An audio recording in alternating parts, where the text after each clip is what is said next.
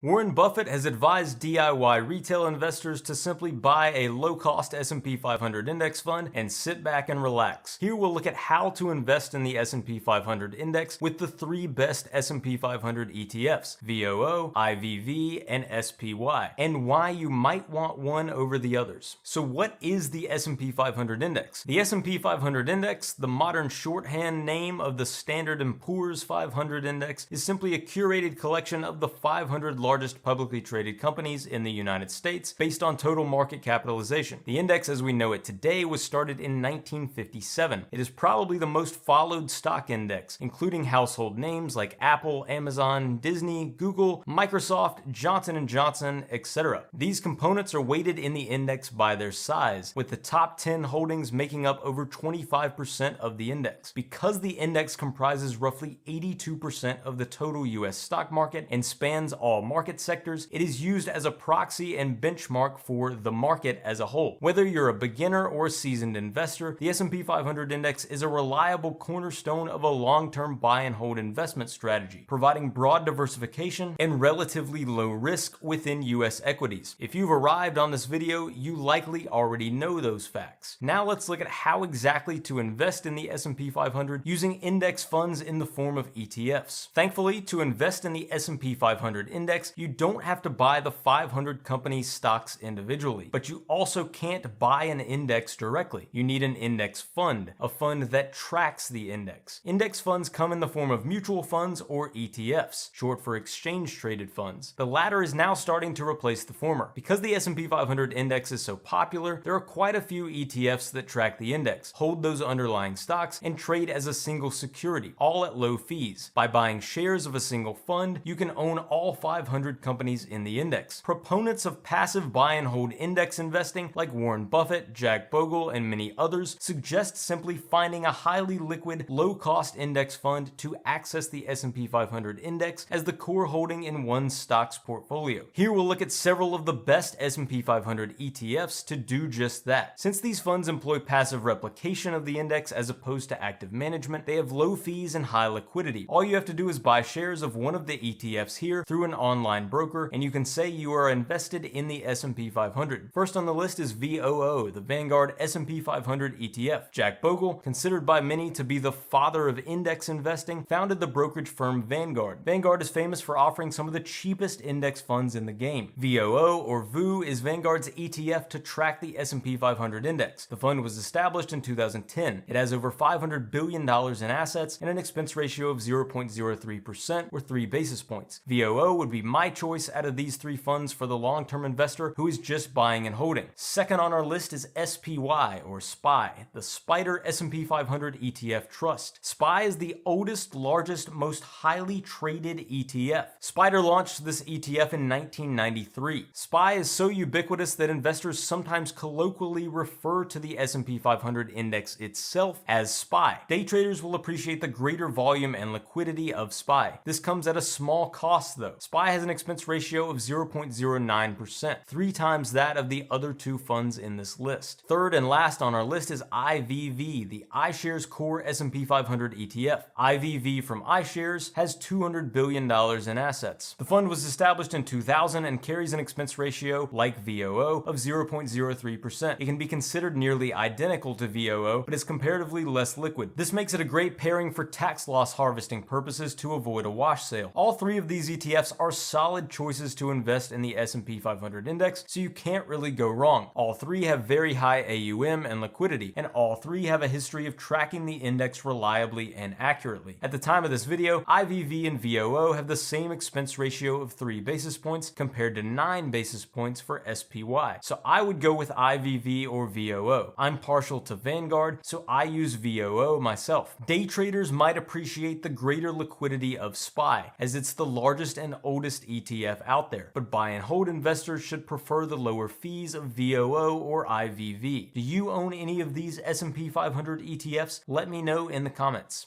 Thanks for watching.